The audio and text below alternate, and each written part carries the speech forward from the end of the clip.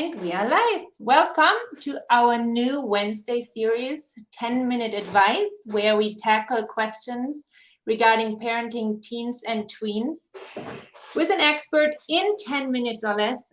I'm your host, Franziska Maker, and I'm here today with Phyllis Fagell. She is a licensed clinical professional counselor, a school counselor, a journalist, and she wrote Middle School Matters. And we are talking about middle school today. Welcome, Phyllis. Thank you. Thanks for having me. So when I asked you what is like the most burning question for parents of middle schoolers, you said how to be comfortable with discomfort, meaning like when they are in discomfort, what should we do or not do? I think that's the biggest adjustment going from elementary to middle school, because suddenly you can't fix their world. Of course, we never could fix their world, but it's even more complicated and you're kept at so much more of a distance in middle school. And of course, they come home and unburden the worst of it for us, their parents. And all of that makes it excruciatingly uncomfortable at times not to be able to get in there and bubble wrap them and help them solve all their problems. Right. So this is whatever they tell us is generally the worst. Is that what they bring home? They kind of hold it together during the day and then they unload it on us? Ideally, yes, because that shows that they have really strong social skills. They understand that it's far more appropriate to fall apart at home than at school. And actually, you're doing them a huge service when you hold all of that discomfort for them, as hard as it is for you, because that allows them to set it aside, to take a break from the worrying, to feel like they're sharing that burden so that they can go back in and go through the whole adventure of middle school all over again the next day. And how do we best hold this? So what does this actually mean in practical terms? That's a really good question. What it doesn't mean is that you storm the school and demand that they fix everything that your child has been complaining about right away. It doesn't mean that you call the parent of the friend who you know sort of from the PTA when they tell you that that person was mean to them. It doesn't mean that you forbid them from hanging out with someone. They would just bend over backwards to do the opposite anyway. What it means is that you deal with your own discomfort separately. So if there are things you need to process, you talk to a partner, you talk to a therapist, you talk to a friend, someone to whom you can unload your own concerns, rather than burden your child with that anxiety, which only heightens their own anxiety. That emotion contagion is real.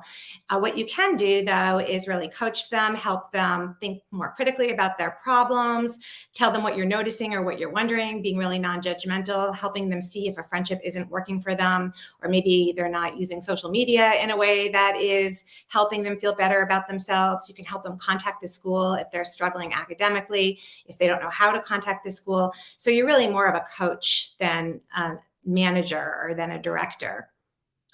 You mentioned mean kids, and I think when we talk about this, we often get the question of what does it mean to be mean and what does it mean to be a bully?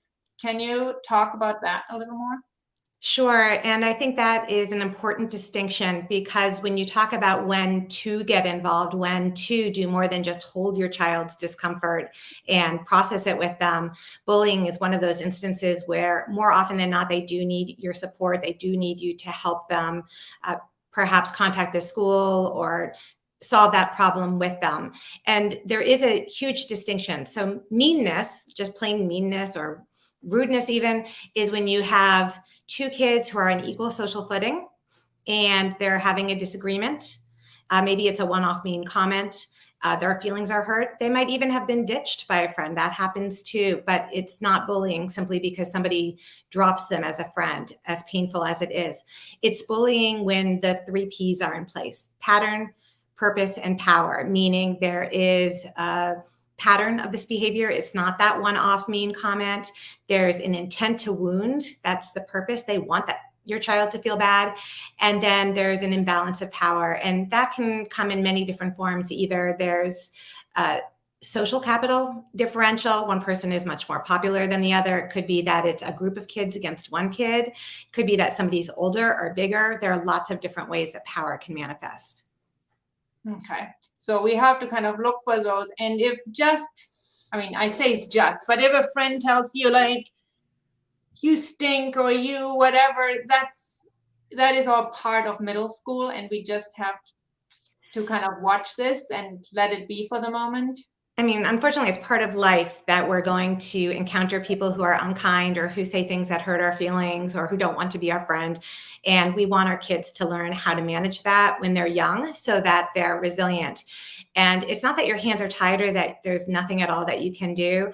You can help them, sign them up for activities where they're likely to meet new friends.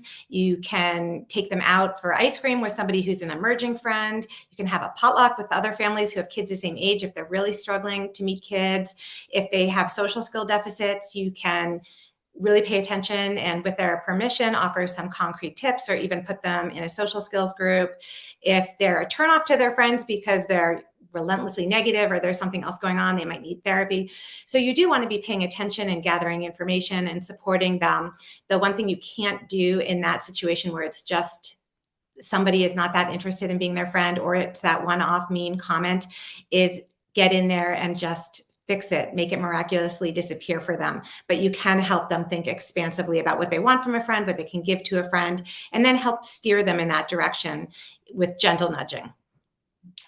Great. Now you mentioned resilience.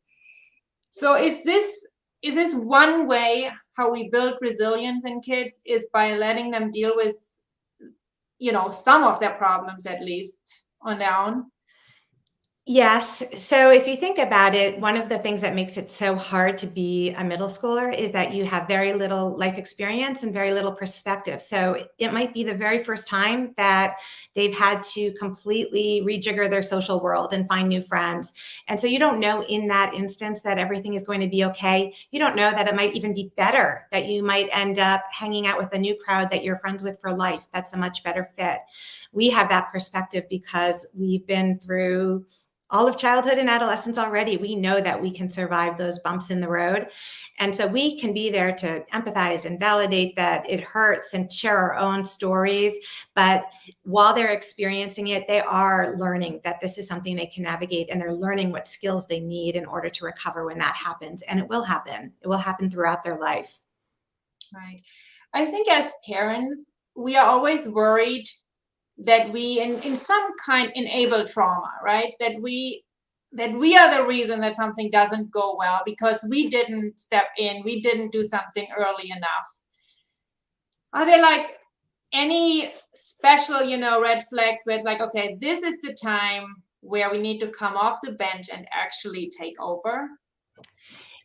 I think anytime that you see a major change in your child, they're spending all of their time online or all of their time on dark websites when they're online, or they're not eating, or they're eating all the time, or they're not sleeping, or they're sleeping all the time, or they're telling you that they are depressed or that they're really suffering from anxiety. Anytime you see one of those danger signs that they're struggling with a mental health issue, you don't want to just wait for it to get better. You want to jump in and you want to support them. You want to take that really seriously, especially since in this age group, when you look at the suicide rate, it's been spiking in the last decade or so, and half of suicides in that age group are due to impulsivity. So you want to make sure that you're on top of how they're doing, spot checking their social media. I always tell parents in middle school, they're not quite yet ready to have the keys to the car. They still need you to be helping guide them, not to shame them, but just to see what they're up to and maybe give them a redirect as needed, or at least use it as a launching point to have conversations. So if you see that your kid is spending all of their time looking at other people's social media feeds and then complaining that they feel like they're lacking and that they're jealous, then it's really not working for them. And they may not intuitively know that. That might be something you can have a conversation about. Okay, great. Well, if we have anybody who would like to post a question really quick, we have a couple minutes for this. Otherwise, I have one more question. You mentioned friends and, the importance of friends. Obviously, this is something that becomes so much more profound during the tween years. Are there shifting friendships at that age group? Is that like a normal thing? Yes, and I actually share the statistics with kids from research. So 12% of sixth graders have nobody name them as a friend at all. If you ask them to nominate their best friend or make just name their best friend, only half of those people will name them back. So these are not always reciprocal friendships. Only a third of friendships stay consistent from fall to spring of the first year of middle school. So there's a lot of shifting from the get-go. And then if you follow kids from 7th grade to 12th grade, only 1% of those friendships are intact. And what I explain to kids is that, as awful as that often sounds to adults, it's because this is when you're learning how to pick friends. This is how you're learning how to be a good friend. And so that's the work you're doing. It's really important for you to separate from your parents and spend more time with peers when you're in this age group. And that is going to go along with a lot of growth edges and painful moments. Right. Okay, well, thank you so much. This was like so much advice in so little time.